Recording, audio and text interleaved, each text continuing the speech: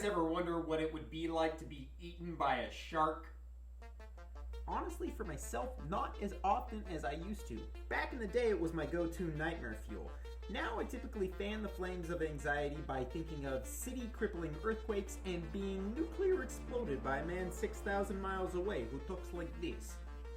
Apocalypse scenarios aside, being annihilated by a giant underwater dinosaur has to be up there on the list of the worst ways to meet your maker. Not only are you being shredded by razor-sharp choppers while choking on salt water, not to mention your own blood, but the last thing to go through your brain is remembering that this asshole is also gonna shit you out. So for this list, we're gonna talk about what it's like to be eaten alive by a shark, and who gets it the worst, in a segment simply titled, The Top 10 Deaths in the Jaws Franchise.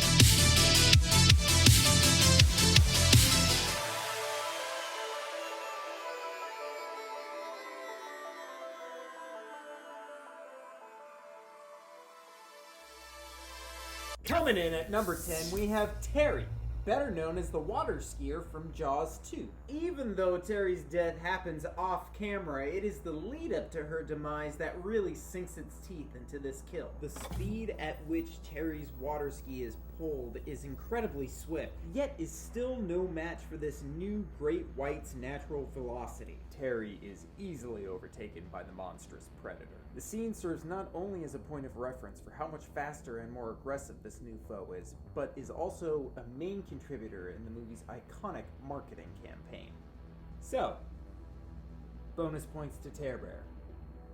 Our ninth slot belongs to none other than Alex Prunefingers Kittner and his big dumb raft.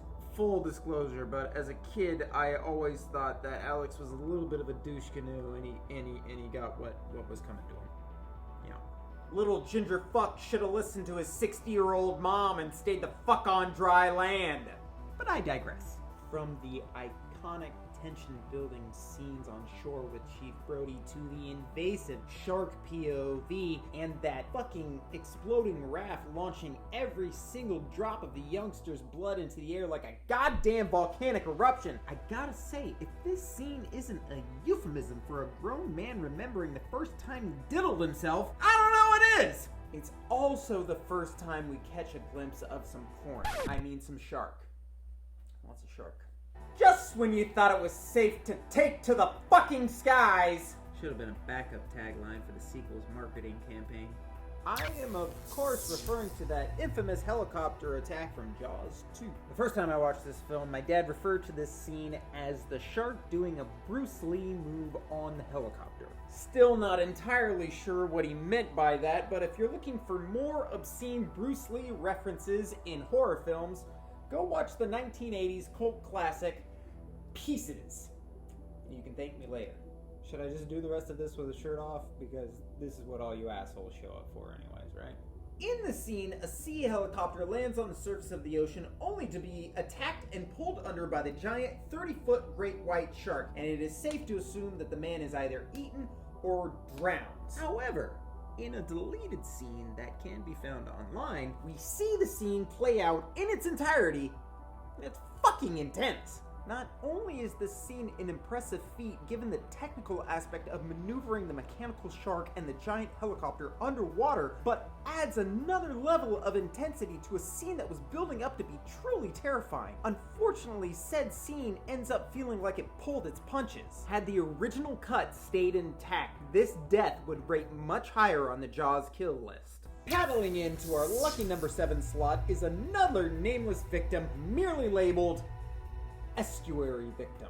You sure had a lot of reverence for that son of a bitch. This kill is the shit nightmares are made of. To find yourself knocked out of your safe space into an ocean of dark, murky waters, confused and frightened one moment, and then a split second later be engulfed in a giant monster's mouth with razor-sharp teeth shredding you to pieces, never having known what hit you, but only all too aware of the last moments of your life being filled with insanity-inducing terror and blood-curdling shrieks of agony, is a fear that we can all at least be aware of, if not completely relate to. This scene gets bonus points for being the first clear look we get of the monstrous sea devil. The nightmarish silhouette underneath the surface of the water is only outdone by the pure horror of the giant fish annihilating this unsuspecting passerby. Our number 6 pick is the only Brody to officially be murdered by a shark. Big John. Now this kill places so high on this list strictly because of the family name. While there is a creepiness to the icy amity setting and overall feel of the scene, the kill itself is too abrupt, shoddily edited, poorly acted, and downright silly. The shark bursting out of the water immediately removes any tension the scene could have had, and makes you feel grateful that Steven Spielberg's hands were tied with the mechanical shark while shooting the opening for the original film. All that said, the savagery of the kill and the shock of seeing a legacy character being offed right out the gate is enough to warrant a top spot on the lower half of this list. Bringing up the tail end of the top 5 is a man who needs no introduction, because when you're this smug, this overly confident, and you know what? Fuck it! This goddamn charming, your reputation precedes the fuck out of you. It's Philip Fitzroy's own arrogance that does him in, but leads to, without a doubt, the coolest kill in Jaws 3D and one of the most original in the franchise. Fitzroy is essentially swallowed whole by the 35-foot great white shark and crushed inside its mouth as he tries to detonate a grenade, which is ultimately used to kill the shark when Mike Brody pulls the pin from the dead photographer's hand that is still clinging to the bomb. This kill gets points for originality, claustrophobia, and being a very high point in a very low-grade movie.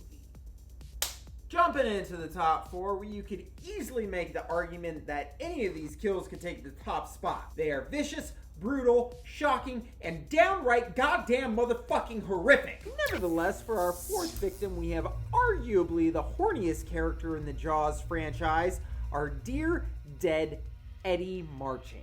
This is hands down the best directed scene in the second Jaws film. The building of suspense is damn near unparalleled in the entire franchise.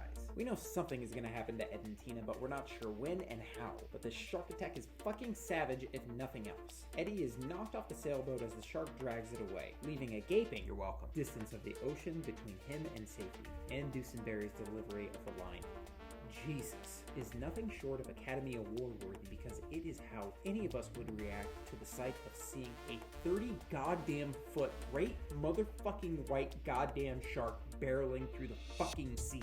The setup is incredible.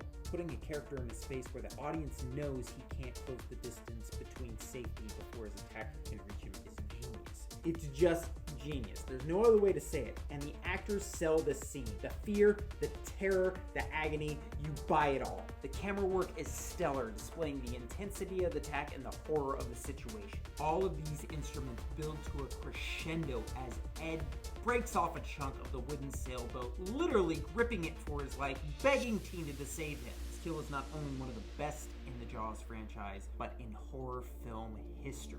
You know, Jurassic Park fans are always throwing a fit about how innocent characters die left and right in the series. People like Eddie Carr who get ripped in half during a very aggressive threesome with 2 tyrannosaurs. Or someone like Claire's assistant in Jurassic World who gets absolutely obliterated by a mosasaur while Claire and Owen are making out safely on the shore.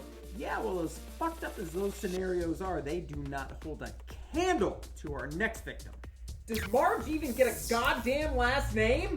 No! Because the filmmakers hate her. Marge not only lets Sean ride along with her after his brother all but tells him to go fuck himself, but also saves his life. Like twice. The second time, she might have been better off leaving the little fucker as shark bait, as it is her heroic act of jumping in to save Sean as Brusette charges him that ends up being her undoing.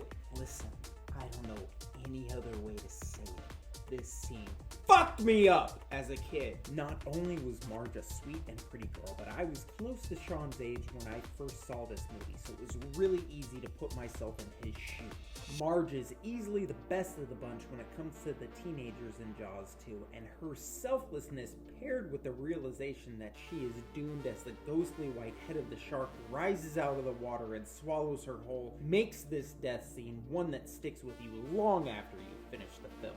Savagery points to the filmmakers for having Sean crack jokes at the end of the film like he didn't just witness someone absolutely destroyed an hour ago and isn't going to be completely traumatized for the rest of his amity-ridden life. We're in it to win it now, you fair Spanish ladies. Did I give it away? I feel like I just gave it away. Our runner-up is, of course, Quint, the coolest character in the whole goddamn series with the coolest death in the whole goddamn series. Note how I said the coolest death and not the best death, because while it may not be the best death, it is definitely the coolest. And there's a difference. Quint's death is the coolest for a number of reasons. First and foremost, from a visual standpoint, it is the most horrific without question. Quint's desperation as he slides toward the chomping jaws, see what I did there, of the shark is so believable that he easily becomes an avatar for the audience. And when the shark finally does bite down on him, we feel it, because Spielberg has reeled this in. Ha! I did it again! So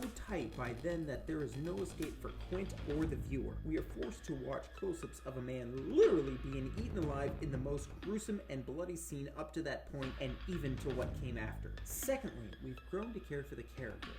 Quint, Brody, and Hooper have such a likability, each as individual characters, but as a trifecta, they are damn near perfection. And to see one of our heroes bite, I'm really gonna stop. I swear. The bullet is damn near heartbreaking. And finally is the inevitability factor. Quint's speech about his survival of the USS Indianapolis disaster lays the groundwork not only for his character and his motivations, but also his inevitable demise. It is Quint's hatred, and yes, his fear as well, that leads him to make constant, stubborn, and deliberately foolish decisions that put our heroes in jeopardy, sinking the orca and leaving them like fish out of water. Okay, I'm done. I swear, Jesus Christ, I'm fucking done. Quint becomes a self-fulfilling prophecy when he once again comes face to face with a shark whose black eyes roll over white as our hero lets out a high-pitched scream, the ocean turns red, and the great fish rips him to pieces. Scary as hell, and cooler than every other goddamn fucking kill on this list.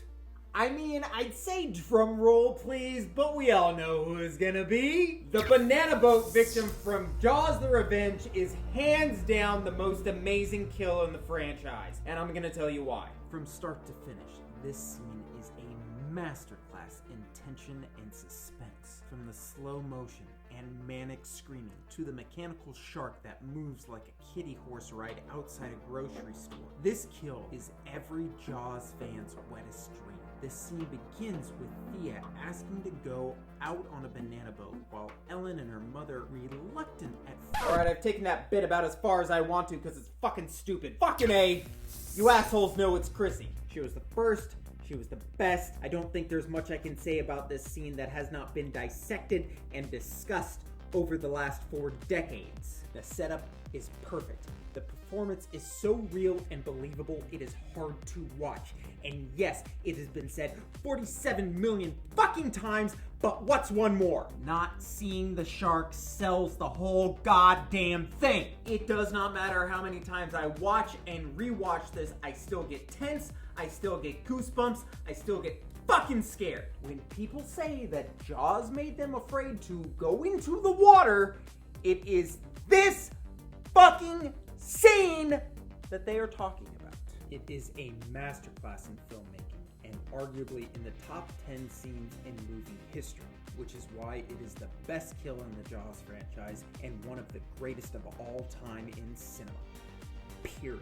Well, that about does it for this episode of the Johnny Jaws Show. You kids be sure to stay safe out there, get yourselves a bigger boat, and for the love of Christ, get out of the water now! Now!